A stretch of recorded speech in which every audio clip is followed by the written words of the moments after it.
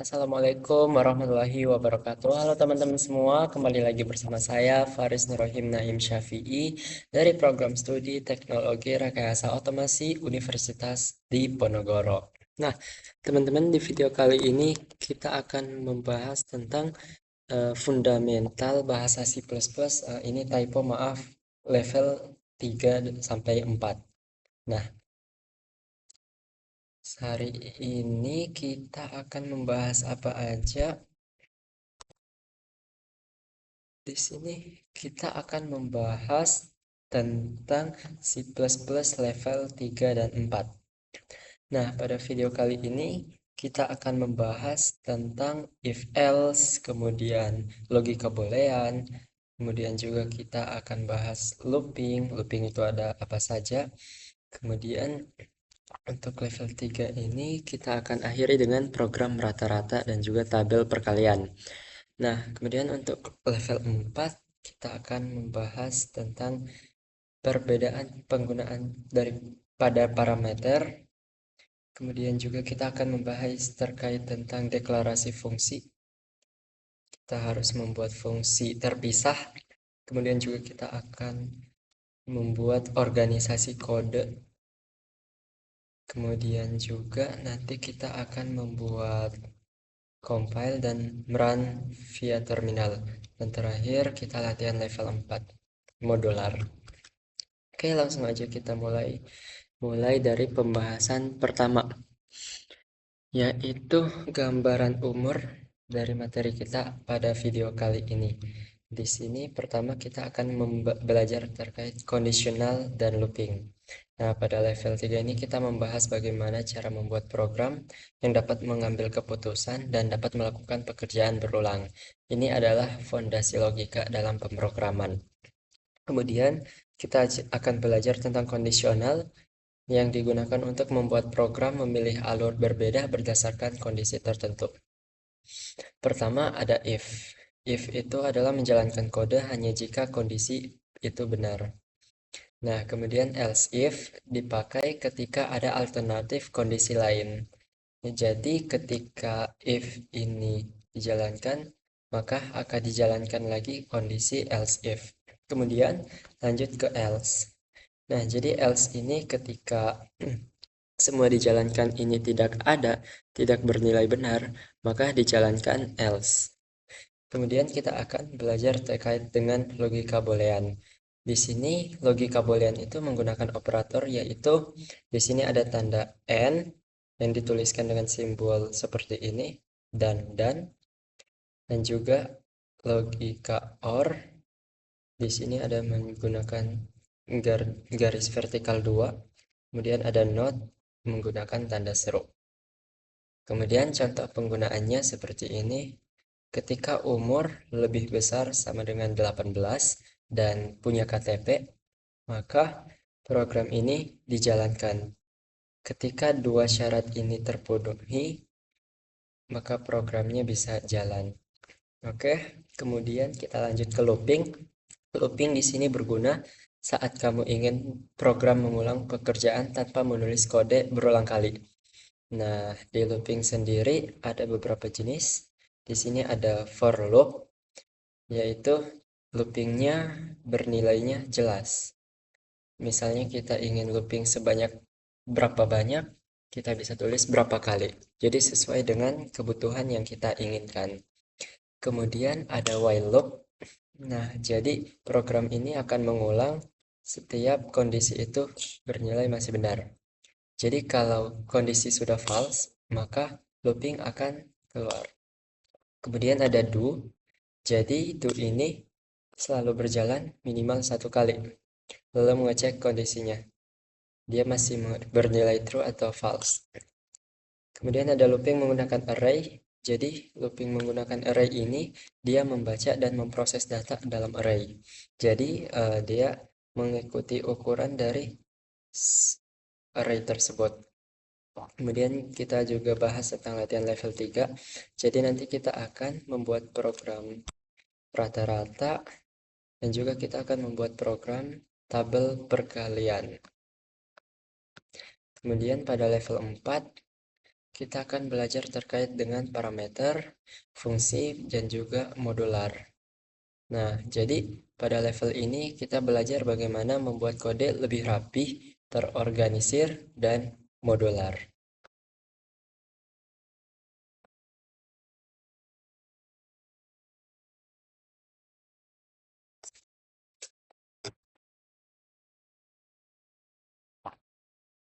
Cut, cut. Halo, iya, kemana? Boleh. Tapi lagi sementara batek, kakak turba telepon. 30 menit boleh? Batek, 30 menit boleh?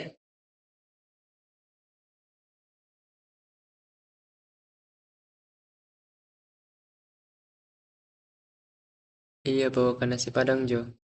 Tidak selesai nanti tugasku. Iya, Waalaikumsalam. ST juga ya, ST, ST.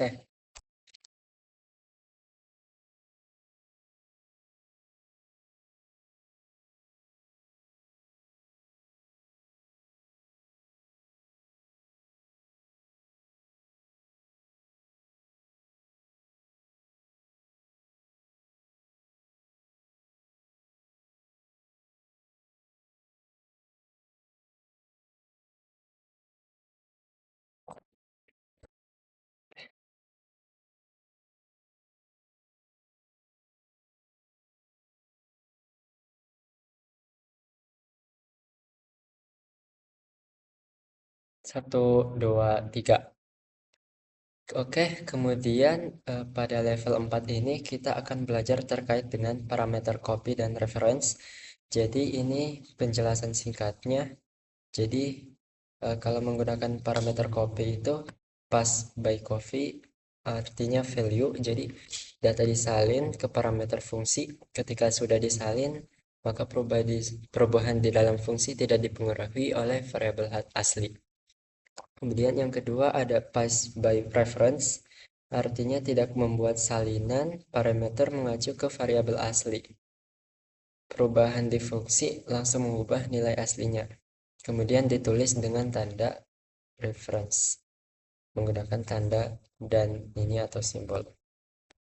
Kemudian ada fungsi prototype, artinya dia dipakai sebelum definisinya ditulis.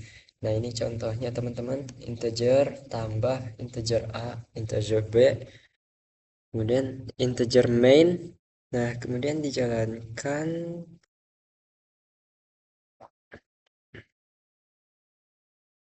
di sini. Nah, kita menulis dulu integernya di atas, kemudian kita tulis fungsi utamanya, kemudian fungsi yang akan dijalankan operasinya. Kemudian juga kita akan membahas terkait dengan organisasi kode. Jadi ada header dan source file. Kita akan membuat dalam file berupa HPP, berupa header itu nanti. Kemudian ada berupa CPP, berupa source. Tujuannya itu lebih rapi, mudah di maintenance, dan mudah dipakai ulang, teman-teman. Kemudian juga kita akan membahas tentang bagaimana kompilasi dan eksekusi via terminal. Jadi kita bisa kompilasi dari contoh tadi, kalau kita menggunakan organisasi. Jadi kita akan eksekusi semuanya di dalam sebuah terminal. Kemudian nanti untuk latihan level 4 kita akan membuat tugas berupa modular. Jadi kita akan membuat program dengan fungsi-fungsi terpisah, kemudian menggunakan parameter reference dan juga copy, dan juga menyusun file menjadi HPP plus CPP, dan juga kita akan compile manual via terminal.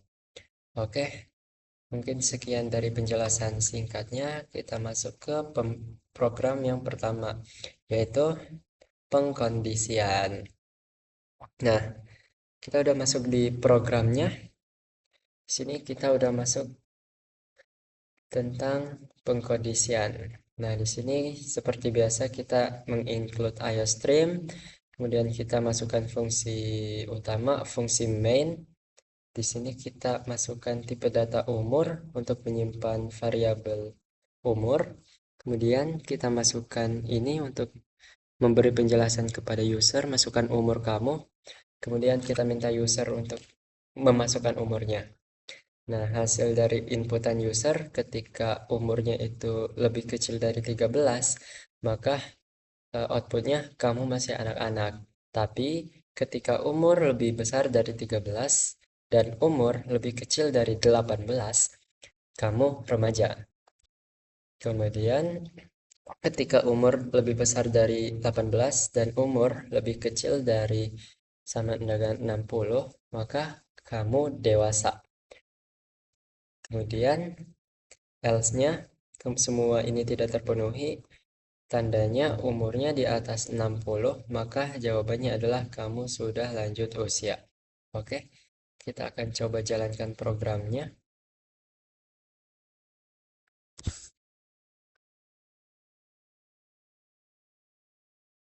Oke, di sini masukkan umur kamu. Di sini umur saya 18 tahun. Nah, jadi kamu masuk di remaja. Nah, karena ini saya masuk di sama dengan 18, maka saya masuk di remaja. Seperti itu, teman-teman. Kalau misal saya masukkan umur 12, maka masuk di kategori kamu masih anak-anak karena umurnya di bawah 13 tahun. Oke, lanjut ke boolean. Oke, di sini kita akan membahas terkait dengan boolean. Nanti kita akan membahas dengan simbol-simbolnya. Nah, di sini kita punya fungsi main. Di sini saya punya dua variabel boolean. Di sini pertama ada variabel A yang bernilai true. Ini true ini bernilai 1. Kemudian boolean B yang bernilai false, artinya bernilai 0. Kemudian kita akan melakukan print di sini A dan B. Nah, ini akan menghasilkan nilai apakah nilai A dan B itu sama. Nah, tentunya itu salah kan teman-teman? Karena kalau pengen menggunakan dan itu dua-duanya harus true. Sedangkan di sini semua berbeda, maka jawabannya adalah false. Kemudian di sini menggunakan or, artinya ketika salah satu itu bernilai true, maka akan bernilai true. Di sini nilai A true, maka nilai B true, maka bernilai true. Kemudian untuk uh, not A itu berlawanan dengan nilai true. Maka lawan dari nilai true adalah false, maka akan bernilai false. Oke, akan kita jalankan programnya.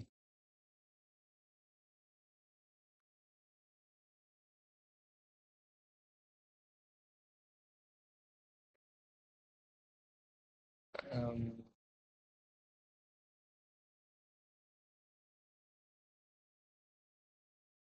Nah, ini teman-teman, A dan B bernilai 0 artinya false. Kemudian nilai A or B itu bernilai true, maka bernilai 1. Kemudian not A berarti negasi dari A akan bernilai 0, artinya false. Oke, kita lanjut ke dalam looping. Nah, di sini kita akan membahas terkait dengan looping. Yang pertama, looping menggunakan for. Nah, jadi for itu kan bisa membuat looping yang bisa sesuaikan berapa kali kita akan menjalankan looping. Nah, di sini kita punya contoh looping menampilkan angka 1 sampai 5. Nah, di sini looping for kita menggunakan loop for, kemudian integer i sebagai sebuah integer ya teman-teman, sebuah variabel untuk menandakan looping ini dimulai dari angka 1, dari indeks 1. Kemudian ketika i lebih kecil dari sama dengan 5, maka dia akan looping sebanyak 5 kali. maka I akan terus berdiri. Kemudian cout akan print angka I 1, 2, 3, dan 4, 5, sampai seterusnya teman-teman. Nah, ini misal saya ganti 5. Kemudian I sama dengan 1. Nah, kita bisa menggunakan ini. Atau kayak tadi kita juga bisa menggunakan 5 atau ini 1. Ini sama aja kayak tadi, tapi bedanya ini dimulai dari akhir, ini dimulai dari awal terus sampai akhir. Kemudian kita lanjut ke looping yang kedua menggunakan while. Nah, jadi di sini kita punya contoh ya teman-teman, count sama dengan 5. Jadi ketika count itu lebih besar dari 0, maka tandanya looping ini akan dijalankan dengan hitung mundur. Count berkurang 1. Nah, jadi ini adalah decrement. Ini artinya menurun sebanyak 1 kali setiap looping itu dijalankan. Dia akan terus berkurang sampai 5 kali. Jadi seperti itu teman-teman. Cukup sederhana untuk looping while. Kemudian lanjut ke loop do. Nah, di sini sama ya teman-teman, integer input. Nanti kita do, cout masukkan angka 0 untuk berhenti. Kemudian masukkan input, ketika kita menginputkan 0, maka dia akan berhenti. Tapi kalau kita tidak menginput 0, maka loopingnya terus berjalan terus tanpa henti. Oke, kita coba jalankan programnya. Ini harusnya akan berjalan terus tanpa batas. Kita misalnya 1. Di sini 1.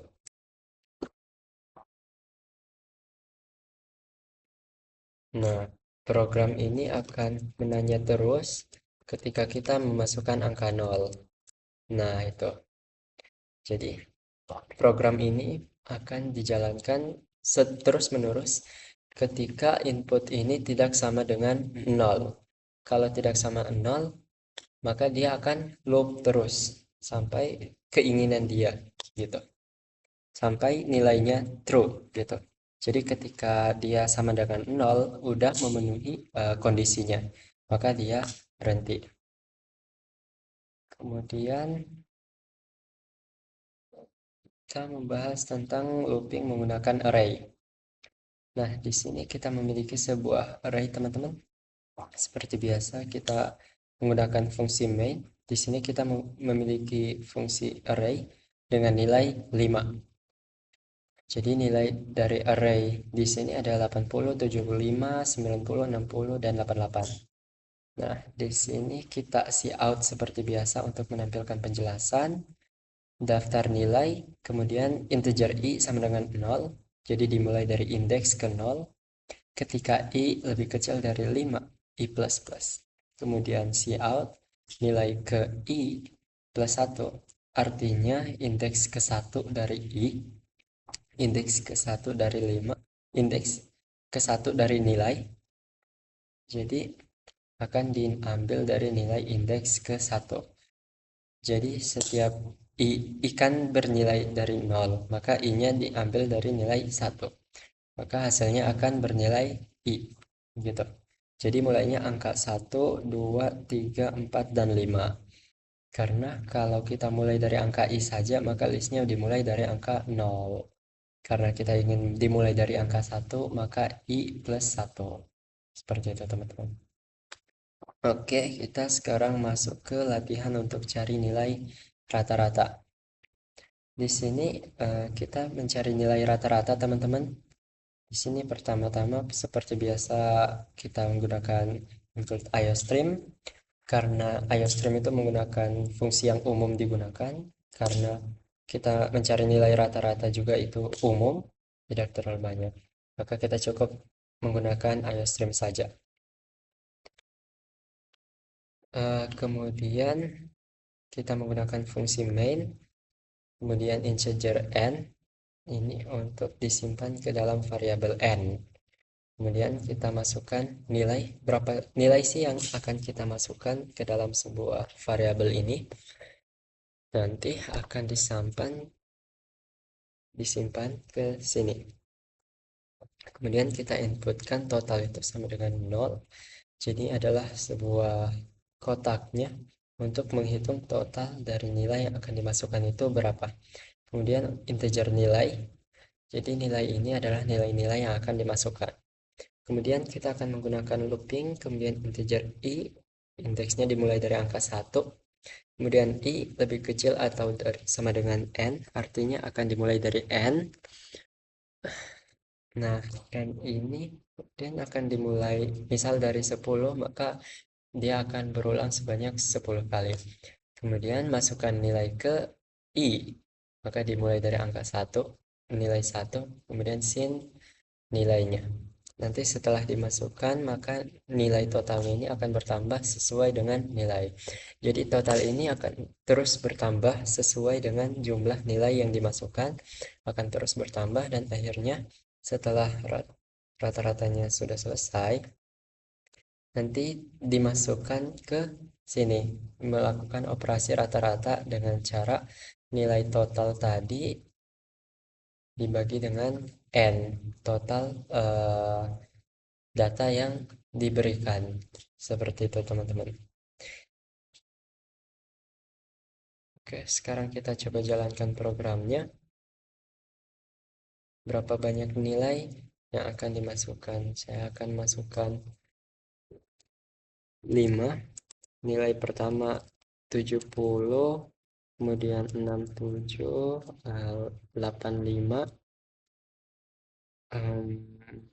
58, kemudian 90.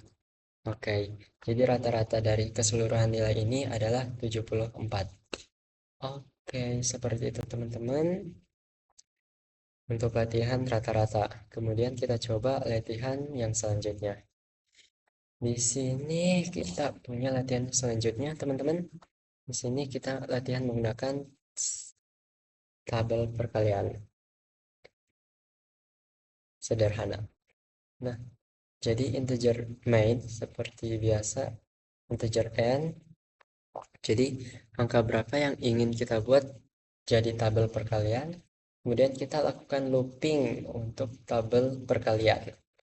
Jadi kita mulai dari indeks 1 sama dengan 1, kemudian indeks i lebih kecil sama dengan 10, maka dia akan looping sebanyak 10 kali. Jadi perkaliannya itu adalah sampai perkalian 10. Nah, kemudian untuk fungsinya kita masukkan nilai n-nya itu berapa. Jadi seandainya kita masukkan 9, maka akan bernilai 9. Jadi ini sebagai angka perkalian, kemudian indeks sama dengan n kali dengan i. Jadi sesuai dengan perkalian. Jadi misal indeks dikali 2, maka indeks ke 2, maka menghasilkan 18. Jadi ini akan berulang sampai masuk ke perkalian 10. Oke, kita coba jalankan programnya. Oke, di sini saya ingin melakukan perkalian 9. Nah, jadi tabelnya adalah seperti ini. 9 kali 1, 9. 9 kali 2, 18. 9 kali 7, 63. 9 kali 9, 81. Dan 9 kali 10, 90. Sampai 10. Sederhananya seperti itu. Jadi kita ingin melakukan perkalian berapa saja, jadi akan dikalikan sebanyak 10 kali karena kita mengatur di sini 10 sesuai kebutuhan. Oke, mungkin sekian untuk penjelasan dari 11.1. Kita masuk ke penjelasan berikutnya, 11.2.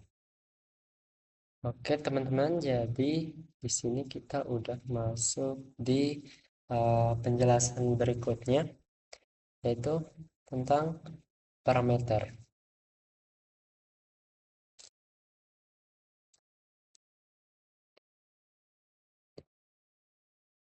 Ini adalah penjelasan dari 11.2 ya teman-teman. Yang pertama terkait dengan parameter copy. Nah, di sini kita memiliki library IOStream, kemudian menggunakan using namespace std. Kemudian di sini kita memiliki dua fungsi ya teman-teman. Yang pertama sebagai fungsi void, kemudian ada fungsi main. Nah, di sini ingat teman-teman kalau menggunakan copy, artinya nilai di sini tidak berubah dan nilai di sini nanti akan berbeda. Jadi fungsi yang ada di sini nanti tidak akan terpengaruh dengan nilai yang ada di sini. Oke, jadi pertama-tama nanti kita akan masukkan nilainya. Jadi nilainya ada berapa?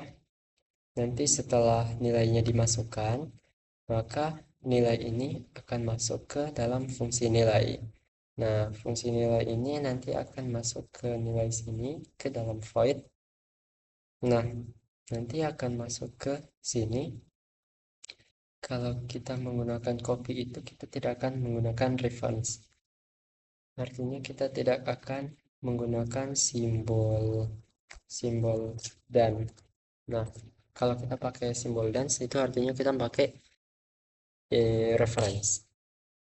Nah, kemudian setelah nilai sudah dimasukkan ke dalam fungsi ini tambah 1, kemudian kita akan print di sini. Nilai di main tidak berubah. Artinya nilai di main ini tidak terpengaruh dengan nilai yang ada fungsi di atasnya.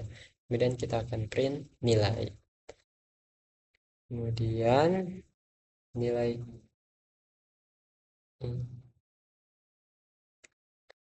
jadi di sini nanti akan dikeluarkan dulu nilai dalam fungsi berapa, kemudian kemudian 10, misal 10, kemudian ditambah 1, maka sama dengan 11.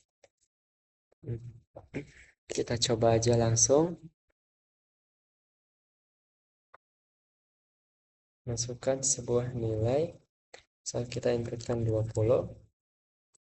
Nah, jadi nilai di dalam fungsi, karena dia menggunakan parameter copy, artinya dia tidak akan terpengaruh. Nah, jadi nilai di main tidak berubah, masih sama dengan 20. Kemudian nilai dalam fungsi dia berubah. Dia naik ke sini 20 tambah 1. Maka hasil nilai di fungsi adalah 21. Kemudian nilai di main tidak berubah, artinya nilainya tetap 20.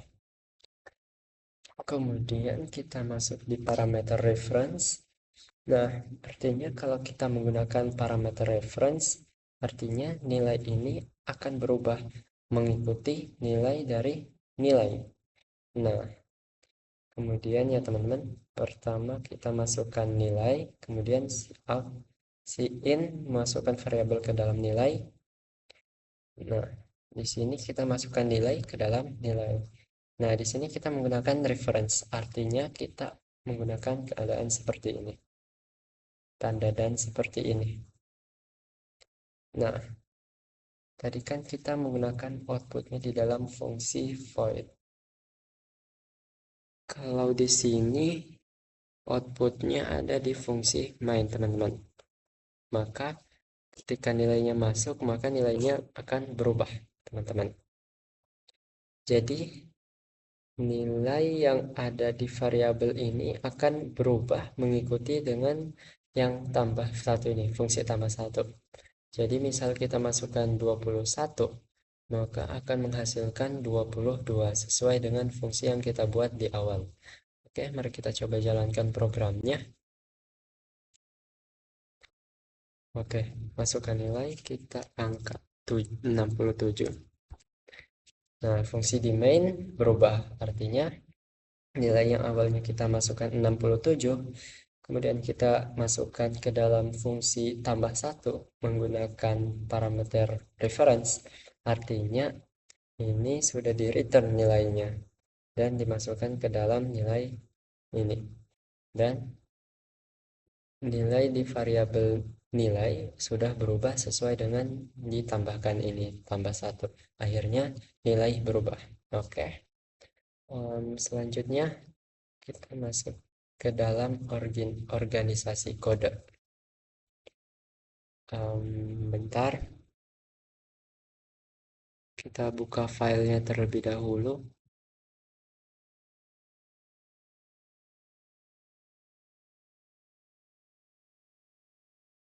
Ya, ini. Nah, oke. Pertama, kita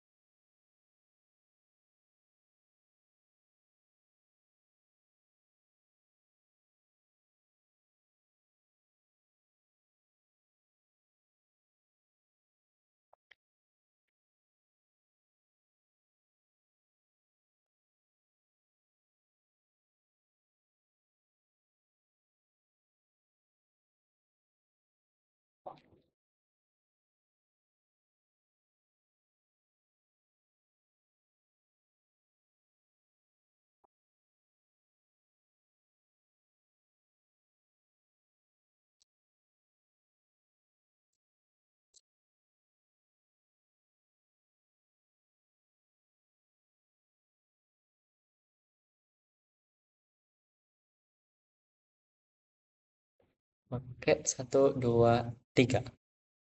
Oke, sekarang kita masuk ke dalam organisasi kode. Nah, kita udah masuk ke dalam organisasi kode. Pertama, kita masuk ke headernya dulu, karena ini adalah fungsi awalnya sebagai header. Nah, di sini ketika if def metutils hpp, kemudian kita define metutils hpp. Nah, di sini kita deklarasi dulu ya teman-teman sebagai headernya. Jadi ini adalah reposisi. Jadi ini dijalankan sebelum kode operasinya itu dijalankan. Nah, ketika sudah dijalankan, kemudian end if. Kemudian kita masuk di main.cpp. Nah, di sini include iostream, kemudian include main hotels hpp, kemudian namespace std. Nah, jadi pertama ini setelah ini dijalankan, nanti dia melakukan operasi yang ada di dalam sebuah kode ini. Karena kita input yang dari mathutils ini ke dalam mathcpp. Kemudian kita jalankan fungsi main cout 3 tambah 5 tambah ini sebagai nilainya teman-teman 3 dan 5 karena kita masukkan penjumlahan. Nah, kemudian ini adalah nilai tambah ada di dalam methutil.cpp. Nah, ini kemudian nanti akan masuk di sini. Kemudian akan dilakukan operasi di sini. Jadi operasi di sini akan mereturn nilai 3 ditambah 5. Jadi nanti hasilnya 8. Kemudian nanti di sini hasilnya adalah 8. Kemudian kita panggil yang di sini ini dari fungsi main. Program dijalankan sesuai dengan yang ada di methutil.cpp. Oke. Nah, kemudian bagaimana cara runningnya? Jadi di sini kita copy dulu ini. Di sini kita menggunakan G++, kemudian ini nama programnya main CPP, kemudian ada math.util CPP sebagai program. Jadi disesuaikan dengan program yang kita buat. Jadi kita tulis di sini. Kemudian kita masuk ke dalam terminal.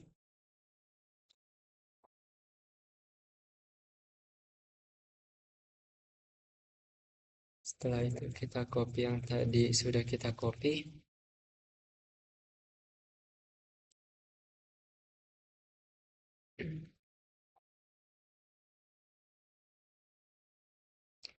Bentar kita copy, kemudian di enter. Nah, setelah itu kita copy ini.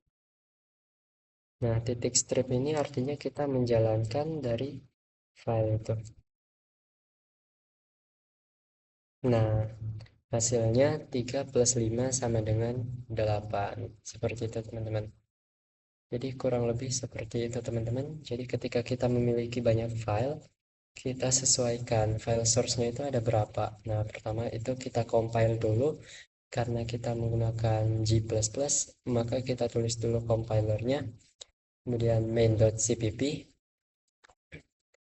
terus math.utils.cpp, kemudian ini program, kemudian nanti dihasilkan output bernama program.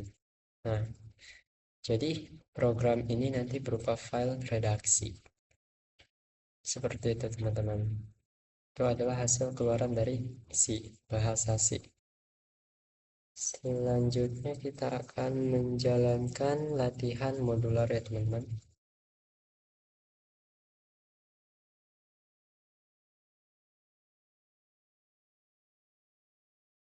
Nah, di sini kita jelaskan dulu dari headernya. Terus mau dibuka ini file lainnya juga.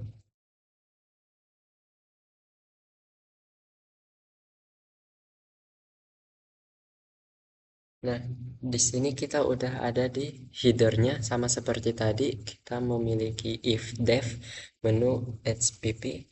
Kemudian kita definisikan menu HPP. Kemudian kita menggunakan void tampil menu. Jadi kita akan menampilkan menu di sini, kemudian NF. Nah, setelah itu kita masuk ke menu.cpp. Nah, jadi nanti di sini kita akan menampilkan menu kita. Jadi kita akan menggunakan fungsi void. Kemudian kita di sini menggunakan reference ya, teman-teman. Kita menggunakan menu.hpp. Nah, setelah ini dijalankan, maka dia akan menampilkan menu cout, menu sederhana, satu untuk sapa, kemudian dua untuk keluar. Kemudian setelah ini jalan, setelah itu beres, kemudian kita akan bahas tentang main CPP. Pertama kita ada integer pilihan, kemudian tampilan menu ini berdasarkan dari modul yang ada di menu.hpp tadi. Kemudian cout pilih. Nah, kita nanti masukkan pilihan kita berapa. Kalau pilihan itu 1, maka coutnya halo senang bertemu. Kemudian kalau nilai tidak sama dengan 1, maka coutnya bye gitu. Kemudian program akan keluar. Oke. Sekarang kita coba jalankan programnya. Mungkin kita copy.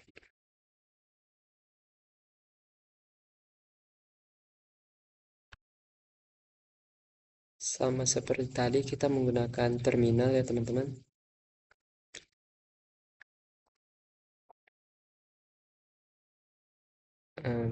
Seperti biasa tadi.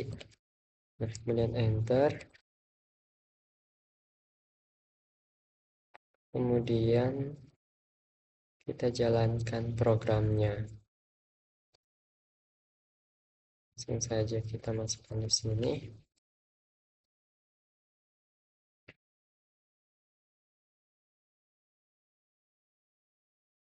Di sini ada error sedikit ya teman-teman ya.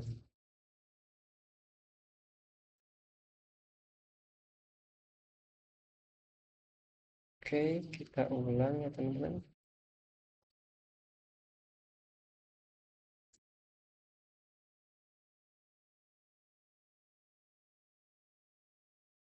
Ya, di sini ada sedikit kesalahan. Mungkin sampai di sini saja pembahasan kita hari ini.